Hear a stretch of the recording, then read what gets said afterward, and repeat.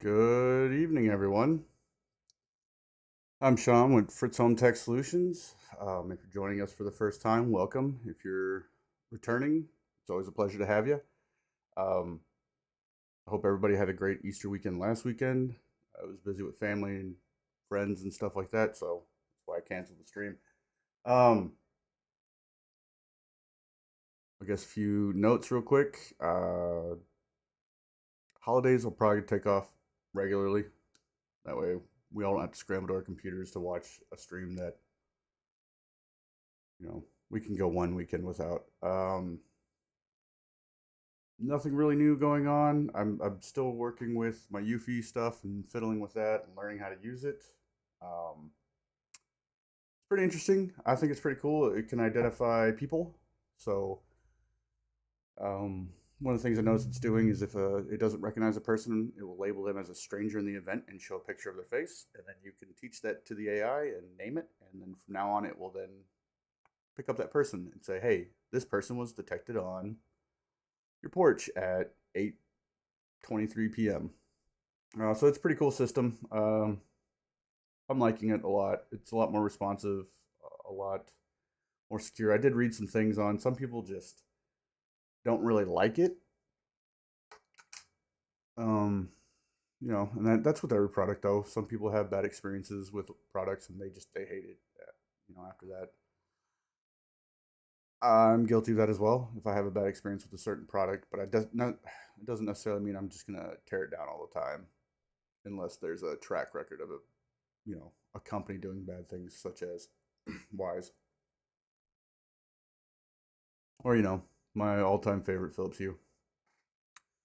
So today we're going to do kind of talk about two things if we have time, because I put out a vote and it got 50-50. So I'll try to talk about both of them if we have time. The first thing I want to delve into is kind of walking through the instructions on how to install Home Assistant. I did it a couple of ways today. I don't have any video or any way to show you. We'll walk through the two different ways I did it, and I'll tell you about the pitfalls and the pros and cons of doing it each way. And then I'll show you how to install hacks in the Home Assistant community store, and yeah, we'll tinker in there a little bit, and I'll show you some interesting stuff. I'm not gonna fully integrate some of the stuff, um, because it will require me to use personal information, and I don't want to put that on the internet. But it's pretty basic. I'll show you the web forms or the forms and kind of explain to you how you do it. Um, so if you have any questions, hi Christy, I see you waved at me. So if you have any questions, just feel free to pop in the chat and ask. So let's get into it. So the first thing I kind of wanted to talk about was setting up Home Assistant. So I've done it three different ways. Well, four now. I've done the virtual machine setup, which is actually pretty easy. You just download the virtual machine, stick it in VirtualBox, hit go, and configure it. Um, the Raspberry Pi way, which is pretty easy. You use Etcher to um, flash the Home Assistant OS onto an SD card typically, unless you get certain kits to where you can use an M.2 drive, which I recommend because it's an SSD. It's got more storage and it's more reliable. SD cards die after time. Um, so that way, and that's the way I'm using my main Home Assistant. The way I did this today, I experimented with two different ones. I have tinkered with the Ubuntu Snap Store version of Home Assistant. I was tinkering with that a lot today. Um, Surprisingly, it's fast. The Home Assistant Snap add-on in Ubuntu is pretty quick. It Restarting Home Assistant takes a whole 2 seconds as opposed to a full minute, like on a Raspberry Pi or like a hardware device, or even a virtual machine. But yeah, it I liked that about it. It was pretty easy to navigate. It automatically picked up everything that I already had in my other Home Assistant on the network. So like my LifeX bulbs, my TP-Link stuff. It was really responsive.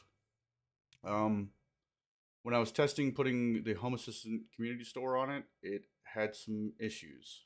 So I'd have to reboot the main host and restart everything, and then finally get Hacks to work. And then I tried to install other um, integrations in it, and it wouldn't work. Or I ran into the same issue. It was like an error handling message, and it kind of drove me nuts. So I stopped there. I read more into it. It's kind of like using Home Assistant in a Docker. I understand that Dockers have a lot of issues. It's not something I feel like they haven't ironed out all the way. Basically, a Docker is a virtual machine, but it's not using VirtualBox. It's using Docker. Um, so you containerize it. It works a little bit different. But yeah. So I ultimately settled on installing Home Assistant directly onto the hardware. However, the way that they suggested was to install Ubuntu onto a flash drive and run it as a live OS on the USB itself, and then use Ubuntu to download the image and then restore it onto your hardware, your actual hardware. It was interesting. It was cool. So we're going to kind of go through there. Now we'll talk about a few of these. The absolute easiest way to get Home Assistant, if you don't want to do all this tech stuff, is to just buy their Home Assistant Green. It's $99. It's plug and play. You literally plug it in your network, turn it on, and then access it via a web UI. So that's pretty easy. Then there's the Raspberry Pi, which is pretty easy. You flash it onto an SD card, boot it, and you're good to go. This was kind of their original. The Home Assistant Yellow was originally their first attempt at making a hub. It has a lot more on it than the green, such as like a Zigbee. I think it has a Zigbee antenna and a Z-Wave antenna. I don't know if it has Matter or Thread, but I remember it had a lot packed into it. You had to buy. It was a little hard to get at one point because it's a kit. You'd have to buy a Raspberry Pi 4 compute module to put into it. And those were a little bit difficult at the time to get a hold of. Now they're pretty easy. The things have returned almost back to normal. I saw today I could have bought a Raspberry Pi 4 for a Raspberry Pi 4 for $60. And a while ago it was 200. So that was great. I'll be doing a little bit more DIY home projects using that. So I don't recommend that one. They say this one's hard. I've never used an Odroid. It's a Raspberry Pi alternative. I hear they're pretty good. I've never got my hands on one. I probably will at one point. Just I love these little single board computers. They're cool. You can do all kinds of cool stuff with them. And then this is the one that I did. So yeah, it has a Nook, an Intel Nook on it, which is a tiny computer about this big. It's a square. I got a couple of them sitting around. I actually didn't install it on a Nook. I installed it on a little Lenovo mini computer. So it's basically the same thing. Only it has like a wrapped passive cooling cage on it to help with the heat. But it was exactly what I described just a few minutes ago, and it went something like this. It says configure your BIOS. Most BIOSes nowadays are configured the way it needs to be, the UEFI boot. But it does have a tutorial in case you don't know what that is, or if you have problems, it will walk you through it. So method one is you basically, I've done actually both methods. Method one is a little bit easier. And that's you install Ubuntu or any Linux-based OS onto a USB as a live version. So when you plug it in, you will actually be able to use the full OS. It doesn't have to be installed actually on your hard drive. And then from there, you would basically just download. Where is it? You would download the image, the Home Assistant OS image, take that, use the disk utility in Ubuntu, and you would just restore disk image. So, and then it would just write it on there. You boot it up and you go. The second one I actually attempted to do, um,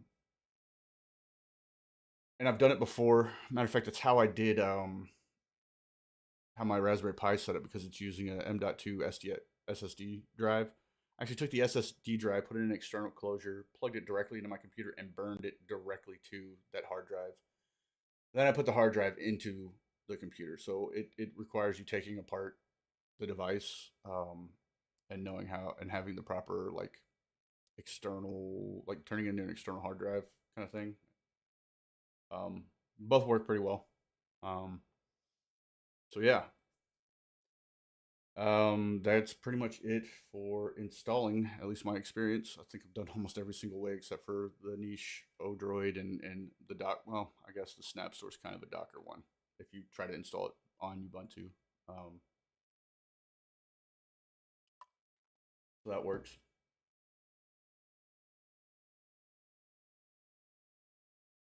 And let's get into actual Home Assistant. So this is that test setup that I did. Um, it doesn't. It came with the new integrations. It came with these pre-installed right off the bat.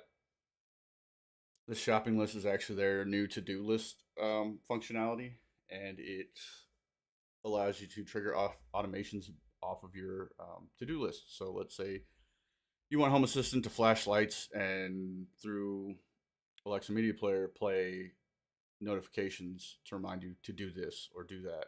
Or you can also do things like it for your kids if they mark stuff off on the to do list and they get chores done and stuff like that.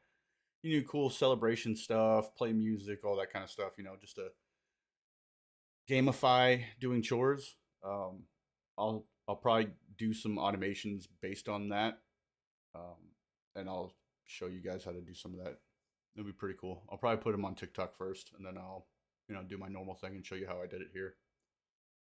So I don't know why this is on here because you cannot actually bridge FlickHub. Actually read into that. There's no pairing code for the FlickHub to go into HomeKit. What it does is if you have an iPhone, it will pair the two apps, if that makes sense. So the HomeKit app and the Flick app, they'll talk to each other on your phone and pair that way. All right, so let's get into Home Assistant Community Store. How do we install that? Well, first off, you're gonna have to go to settings. So this is kind of where I ran into an issue with Ubuntu. Home Assistant Store there actually installs as another snap, and it shows up in your integrations, but you have to reboot and do all this other stuff, and it's kind of goofy. But this way, if you just have a bare bones or a lot of the normal Home Assistant setups, you'll actually have the add-on store. The add-on store does not exist on the Ubuntu version, and I think Docker too. It doesn't have the add-on store, which the add-on store is pretty strong. So I already have it installed here, but you'll want to install the advanced SSH and web terminal by going to add-on store, and you'll see it there. And you just click it. It will have install here where you see uninstall. But once you get that installed, it's basically you're gonna SSH into your Home Assistant hardware from the web UI. It makes it really easy, and it'll bring up a screen like this. As we can see, I actually did it earlier, so I don't want to give an error code, but where is it? The command is right here. That top command. Maybe if I push up, it will give me that command. Yeah, so that command right there, that wget. I'll put that in chat real quick. Oh, it won't let me. The wget dash o dash https / get hacks dot xyz straight line bash thing. If I'm not expecting anybody to remember this, I actually just looked it up. Smart Home Junkie has a great tutorial on how to do this. If I go too fast or you don't understand, but he also has this command in his description. So you just copy paste that, throw it in there, hit enter, and then bam, it'll go do all of this stuff. However, once you do this, that doesn't necessarily mean Hax is installed. You have to reboot. After you reboot and it comes back up, you'll go to integrations. You'll go to add integrations and you will simply type Hax. Yes, yes, yes, yes, yes. We're going to say yes to all that because it helps. And then it's going to do this. You have to log into GitHub. Fun. We're not going to use either one of those. Let's use that one. It's an old email address. So right here, then you would go into this device code, copy paste that device code, and verify. Oh, it sent it to that. I don't even have access to that Gmail anymore.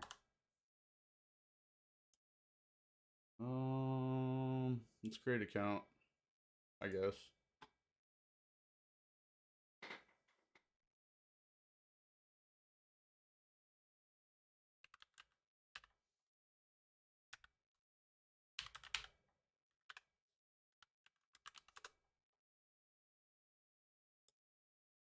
Oh, duh. Anyway, you would sign into this, and then it would go, "Oh, Hex is available! Hooray!" So let me bring that up here. So now we are going to go off screen. Nope, that's not off screen either. I'll bring up my actual Home Assistant instance to show you what Hax looks like.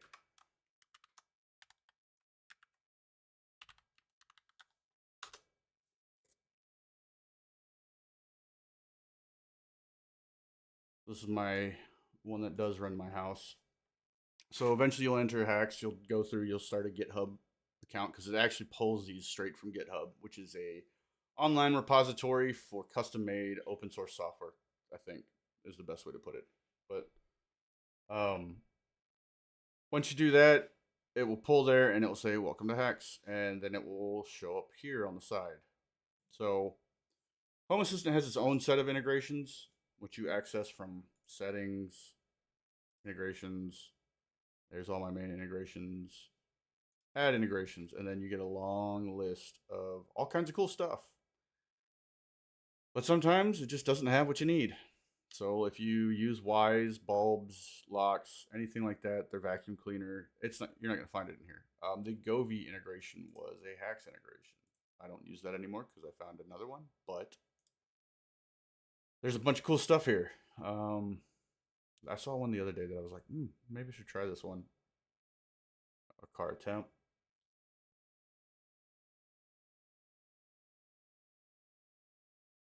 These are all the new ones. You can also get different integrations like, Notion now has a to-do you can bring in. Hikvision NVR IP cameras, cool. Those are actually pretty good. I know a security company, like they actually do home security, like bolts, gates. They do it for schools and businesses too. This is the types of cameras they like to use.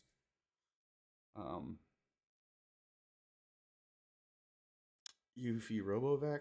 Too bad I don't have the RoboVac. But there's a lot of stuff you normally wouldn't find in the normal Home Assistant. Keep in mind that all of these are usually by a single creator and they have to maintain it. So if they stop supporting it, if they stop maintaining it, like which one was I trying to do not too long ago? Oh, Eufy. I was trying to integrate Eufy, and there was one that is no longer supported or kept up by the original developer. Just kind of, I guess they lost interest and they decided I'm going to do something else in my life. And it would no longer work with the current version of Home Assistant. If I wanted it to work, I'd have to revert my Home Assistant back 2 years, and I didn't want to do that.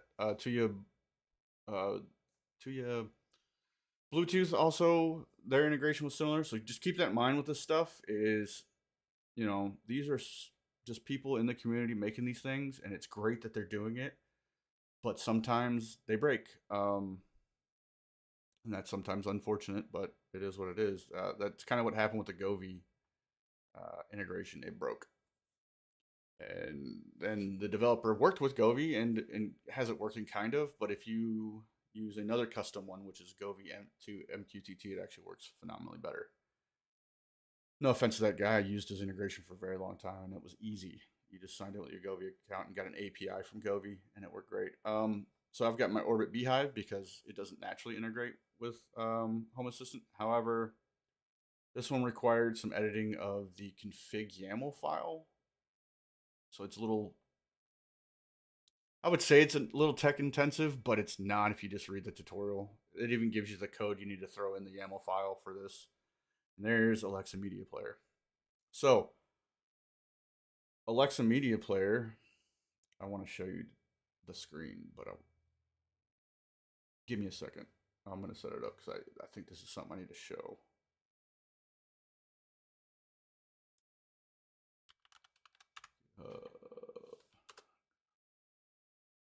So, anybody got any questions so far?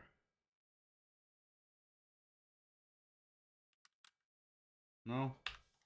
Everybody having a good Sunday? Ready for work? No?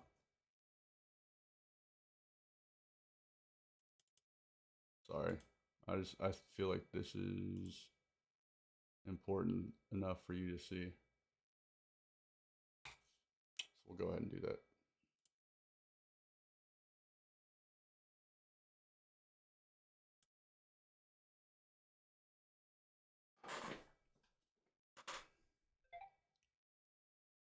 Notifications. Please reset your password. Reset your password. Password. No, I'm not even going to look at it.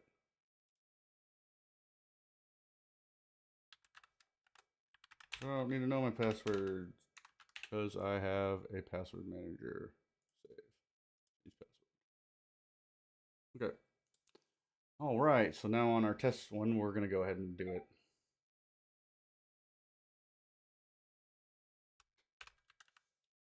X. Click, click, click, click, click. Submit. Hooray. Use that one. That's where we put in that activation code. Copy, paste, continue. Hooray! Authorizing hacks. Verified. You're all set. So we close out of that. Finished. So now we have Hex, and we see it over here. It takes a minute sometimes to install. So this, I'll show you. This actually looks a little bit different than mine now. I think because I'm using an old school Hex version. Mine does this. The new ones, this is what you're more than likely going to see. You actually have to search. So let's just say I want whatever I want. Adaptive lighting is actually really cool.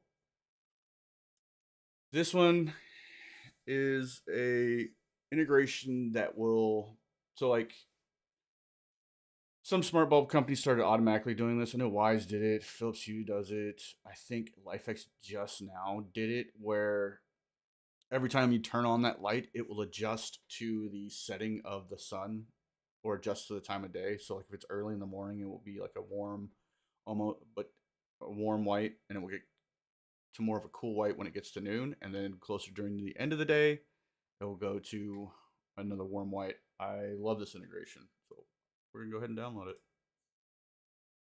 I know I'm getting sidetracked, but I just saw this one. We're gonna do the Amazon Echo Media Player here in a second. So now I have it installed in Hacks. See, restart required. Yay. That's usually how it happens. So we're going to go ahead and get that other one while we're at it. Home Assistant has started. That was actually pretty quick. So we'll get the media player one as well. I'm probably not actually going to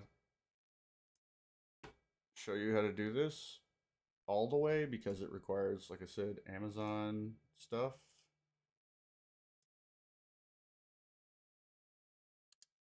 I'm going to put my credentials in there, but it's pretty simple. And then I'll switch back to my other one and show you what it looks like after you've signed in. So the purpose of this one specifically is to no, I don't want those. Or so we have them in hacks now, right? So it will show us our integrations that we actually have. Oh, it's not doing that. It's showing us just the ones we downloaded. Save. Okay. This is a little bit different than the one I currently have on my system. I don't know why it's different, but it is what it is. So these are the ones we have downloaded. They haven't installed yet into Home Assistant. So we'll go into integrations. We'll go to add integration, and it wasn't there before, but now it's there. See, and it usually have a little box next to it indicating that it's a community-driven one. Name, office. This one's really cool. So now we have adaptive lighting. We go in, we go to configure. Cool. I don't have any. Yeah, I don't have any entities. So let's go ahead and do that. I'll go ahead and steal my office ones in here just for this. LifeX. We don't want the cloud. It's good cloud. Host. Oh no.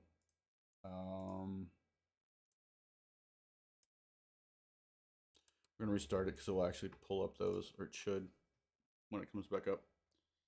I don't want to find the IP addresses of each individual one of my lights. I just want Home Assistant to do it for me because that is also one of the greatest things about Home Assistant. When you first boot it up for the first time, it will start going, "Hey, I know you, I know you, I know you. Do you want me to integrate?" And you can hit yes. Um, it pulled this one pulled up my TVs. It pulled up my thermostat. It pulled up a lot of different things. My LifeX bulbs. I'll do the ones in the office here, and I'll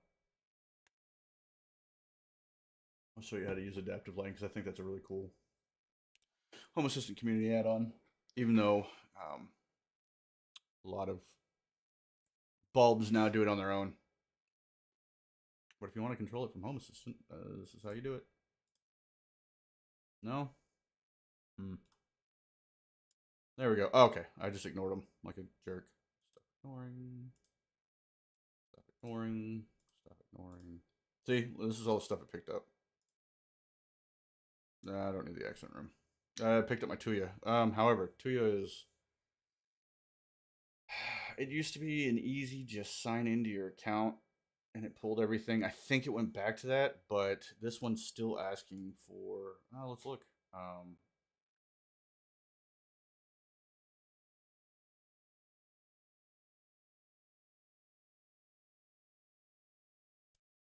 Why are we not? Hmm. Okay, well.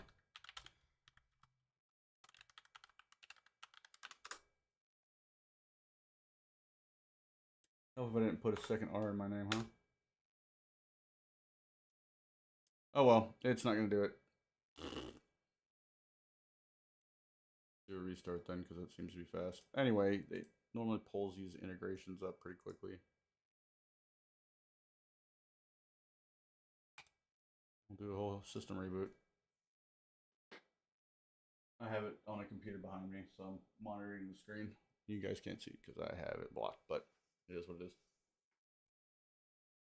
Yeah, there it goes. So is everybody with me still?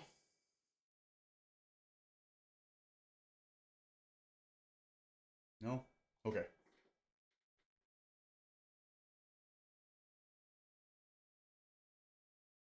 What would you guys like to see more of?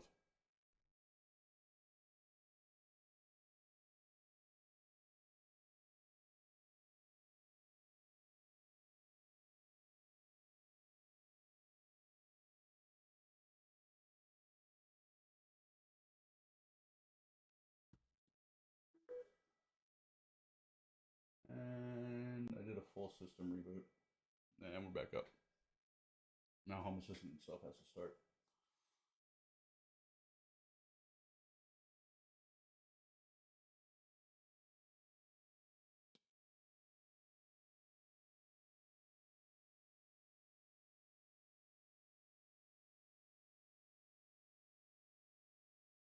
Hooray! We're back up.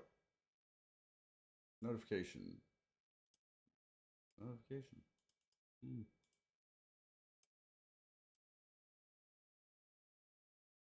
There we go. That's what I wanted to show you. So this is what it will typically do if it catches stuff on the network. Configure, submit. And this is that local one where I don't need to look at its IP address. Submit, which is actually really cool. So if the internet does go out, Home Assistant's all local, and so are these LIFX bulbs, which is why I still keep them, because they're pretty decent bulbs. They're expensive, but as we talked about in... Hi, Tim. As we talked about in previous videos, LIFX is really expensive, and Govee does everything it does, sometimes better. So we're gonna go in here where we're doing that. We're gonna configure. So now I actually have light entities. So click, click, click, click. Cool.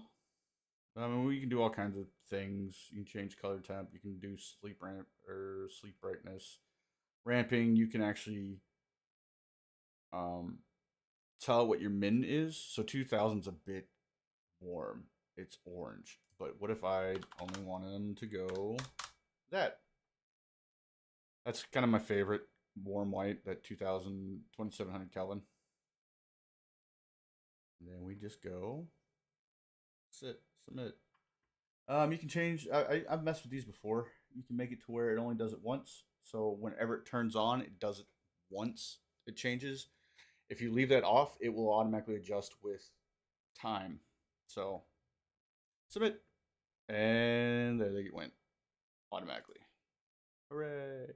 Now the interesting thing is my Home Assistants are now going to fight over those lights. So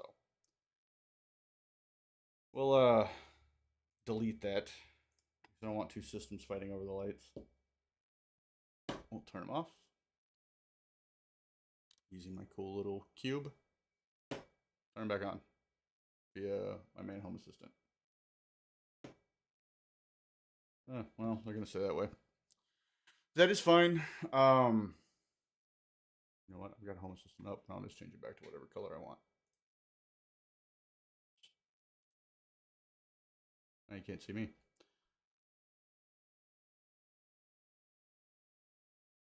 So now the fun one. I need another tab up here. We'll leave that there. The Home Assistant or the Amazon Echo media player. So it will bring you up with a fun wizard. Pretty self-explanatory. The only thing you need to put here is your email address and password. I don't think you need to put in a built-in 2FA app key. I think 2FA at one point, like if you have your account 2FA'd, it caused an issue. But I don't think it does that anymore. So you would type in email, like your email address at, and then whatever password. And you would hit submit. And when you hit submit, it takes you to this. And you would basically, at that point, sign into the actual Alexa skill website. I use this site a lot, and it's the easiest way to clear out entities in Alexa that you don't want in there. But this is where you would do it. And then you hit sign in. It will sign in if you're using the correct one, and then it will go, okay, you're authorizing this to control this. Cool. Awesome. Woohoo. And then it will look like this.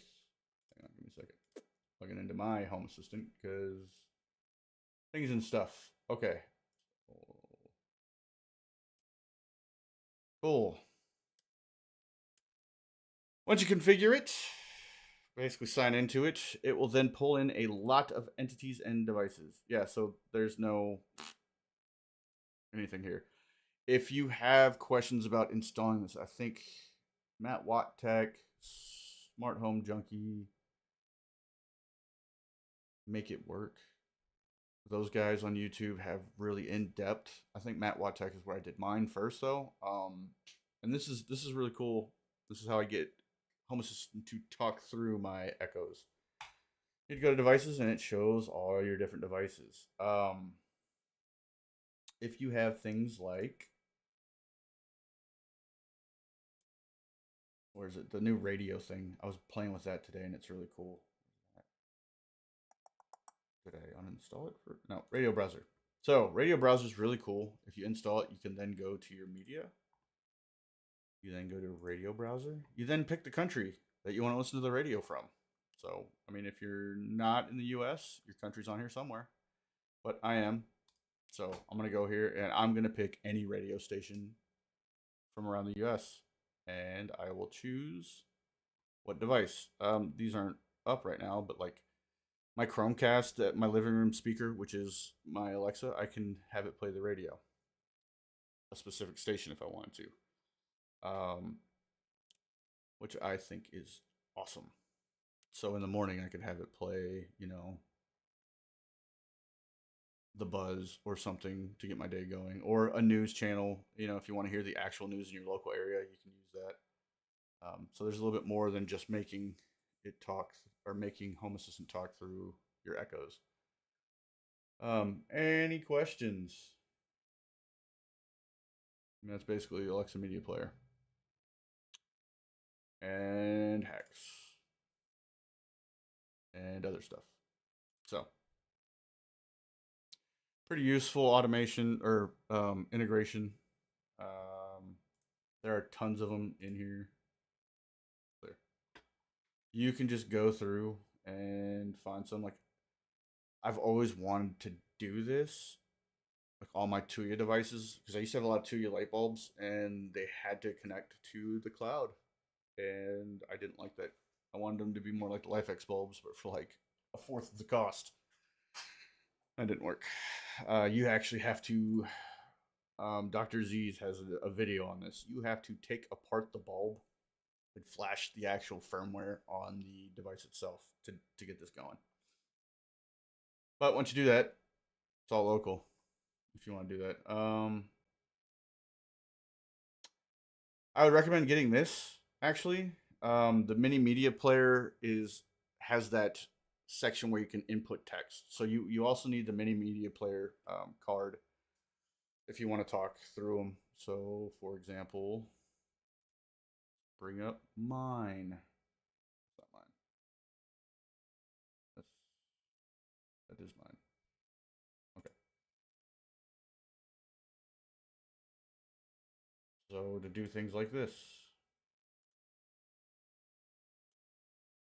is that mini media player card. So if I wanted to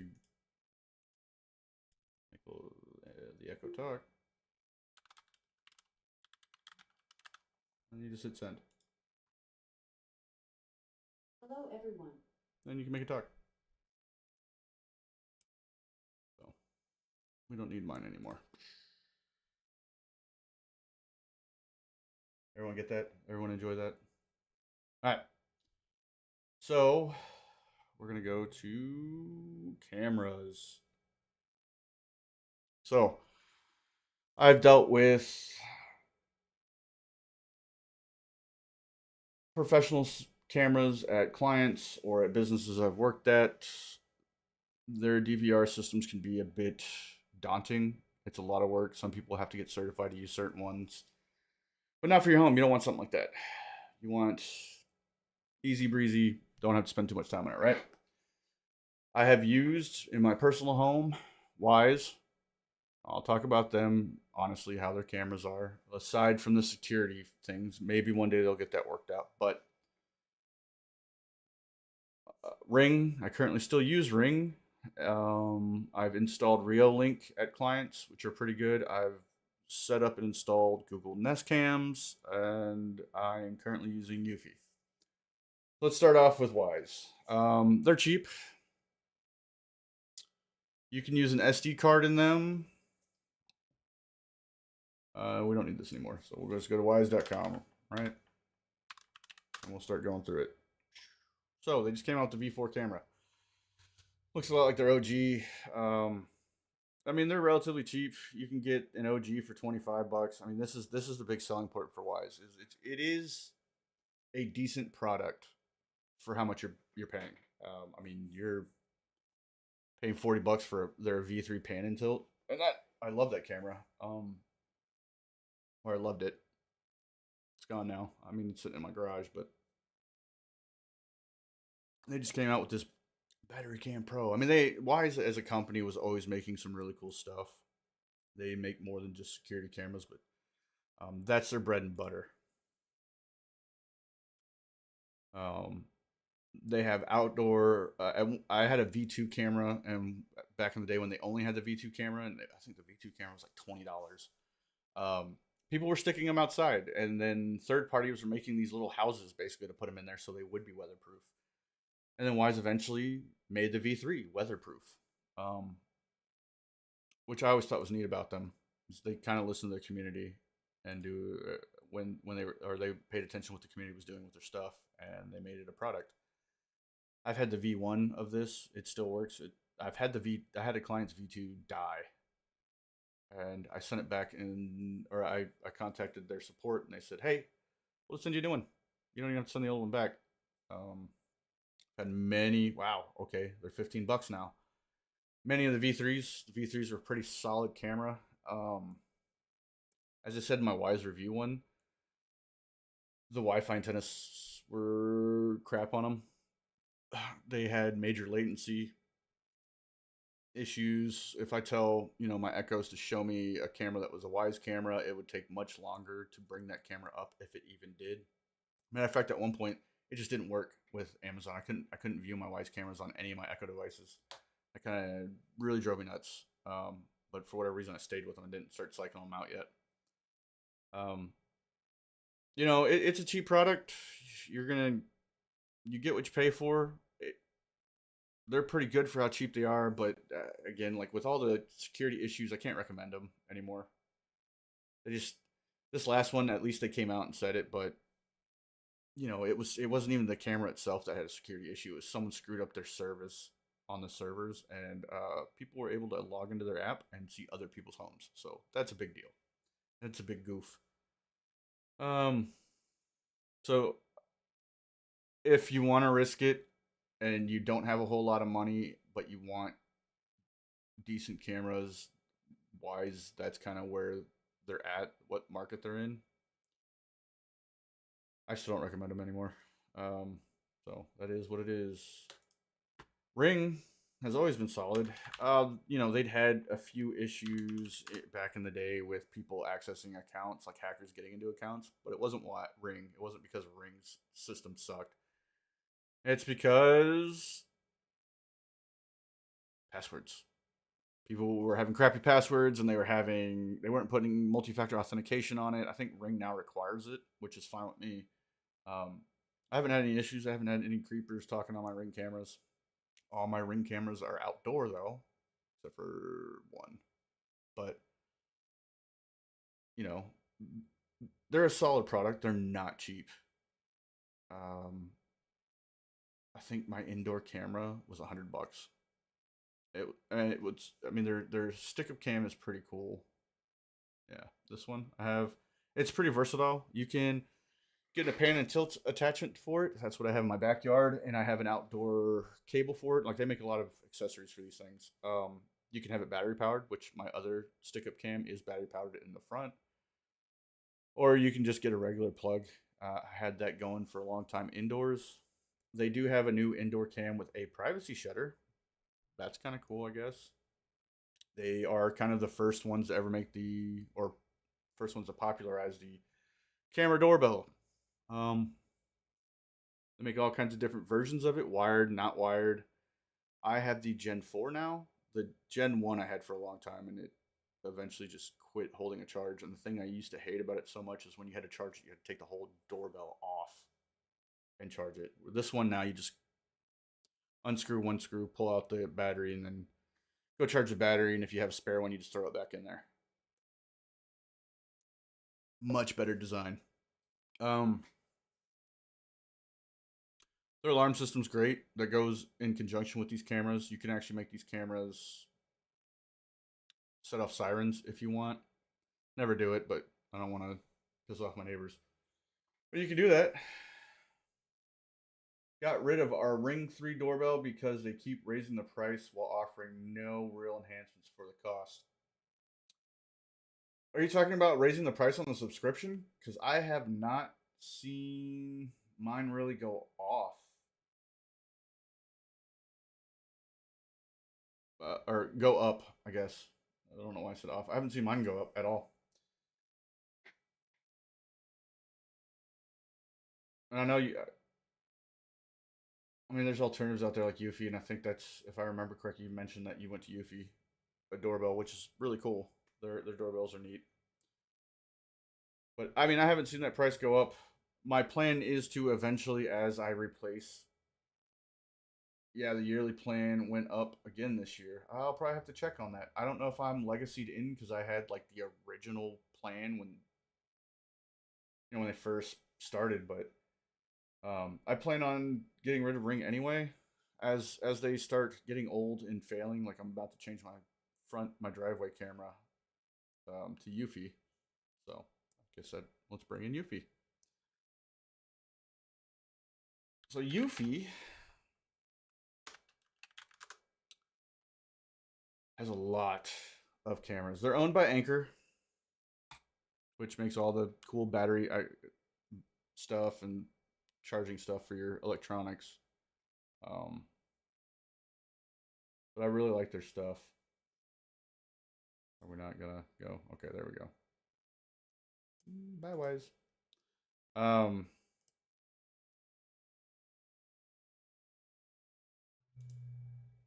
they can get cheap if you get their indoor stick-up cameras, and believe it or not, their pan and tilt camera was pretty cheap too when I bought it.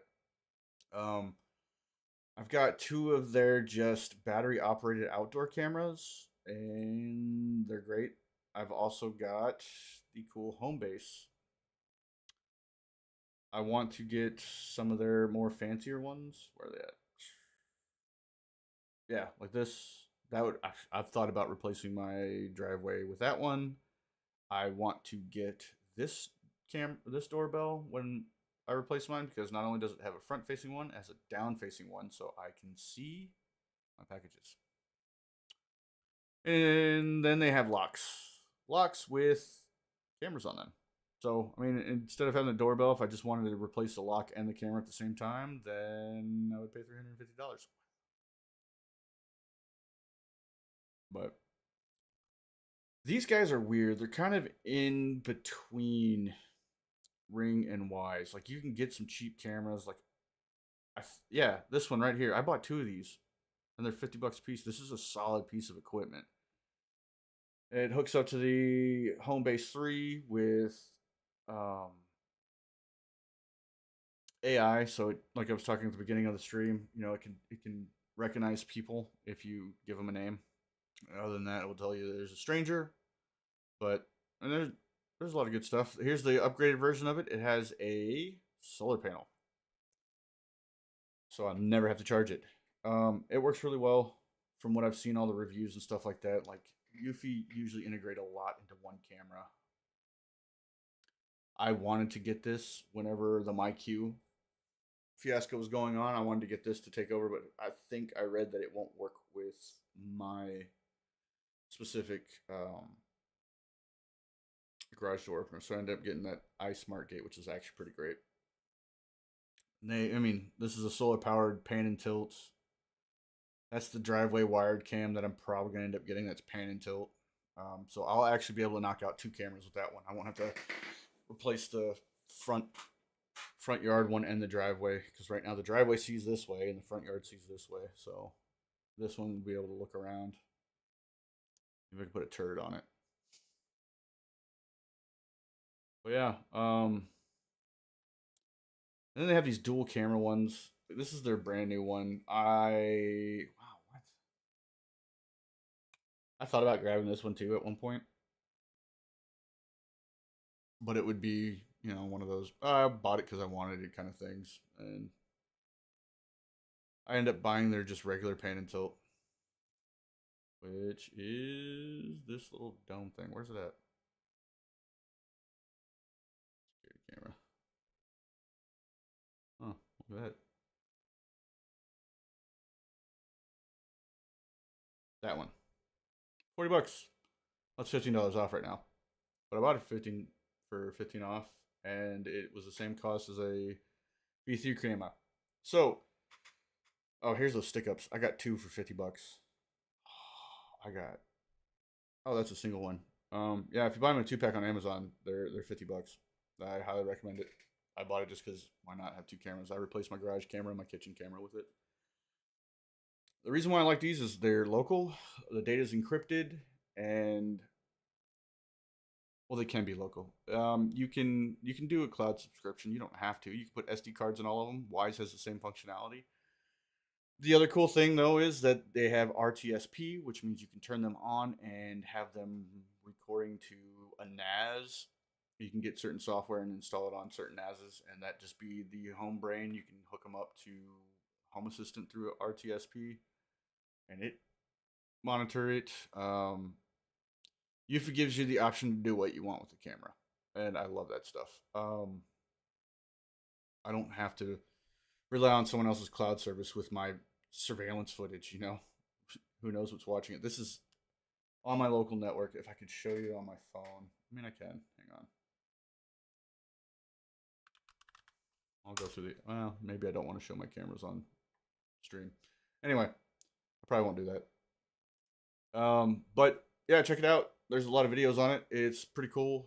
You get the home base. I stuck a 1 TB just regular hard drive in there, not the big fat ones, the skinny ones. It won't take the old school standard size.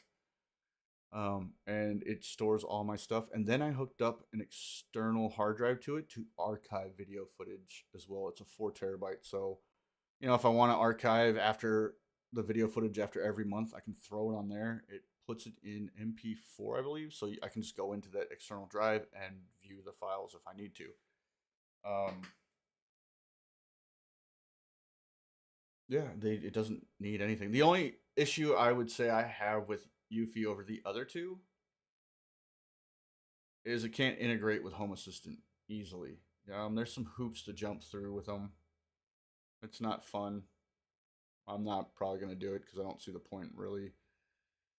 If I get their lock, I'm gonna do it because I want the locks into Home Assistant. That's why I haven't replaced my Wise lock yet with their equipment. That's the only Wise thing I think I have left. But yeah, I want to get one of the locks, but it's either that or the Aqara one. So, any questions? Anybody got anything to add? Anything else? Basically, this is the company I recommend. If you're gonna do the Wi-Fi smart home ones, is Eufy. Like I said, they give you the option to do whatever you want with them. You don't have to be connected to their system. So, any suggestions for next video? Anything you guys would like to learn about? Like to see? Do more stuff in Home Assistant. Or we can talk about one of the other systems that I have. If someone's more interested in smart things, we can delve deeper into that as opposed to my brief overview I did that one time. You can go to the Amazon ecosystem. Show you how to build retro gaming machines. It's whatever.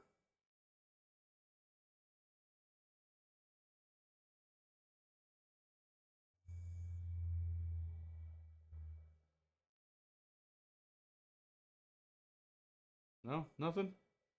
All right. Well, it is almost 9 o'clock, so I'm gonna call it a night. Keep watching the YouTube channel. I'll post the next vote there. Homebase works as a chime too if you have a doorbell. If you have doorbell issues like us, it has a speaker on it. I didn't know that. Do you have the Homebase 2? I have the Homebase 3. It's this tiny little thing. I didn't know it had a chime on it. That's pretty cool. Like I said, Eufy's a great company. So far, I'm very impressed with them. Been wanting to get them for a while and wanting to get rid of Wise.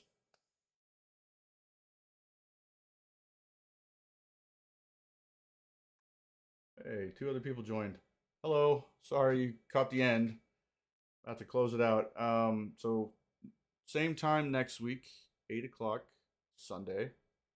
I'll post the vote for what we're gonna talk about next. If you want to do that, just keep an eye out on the channel. I usually do it at the beginning of the week, so I'll probably try it. If I have some downtime tomorrow, I'll just do it tomorrow. I was gonna record the Akara video, and then I read it and I realized I hated the script, so I started rewriting it. Look for that. Hopefully, I can get that out next week. I know I've been saying that for a while, but there's been a lot going on at home and at work, so it just seems like those videos, like I said last week, take forever and a lot of time. I don't know how these YouTubers do it. Well, I guess I do. That's just all they do, but it really is a full-time job. I mean, you're spending several hours creating a video. Anyway, all right, I'll see you guys next week. So stay smart, stay connected.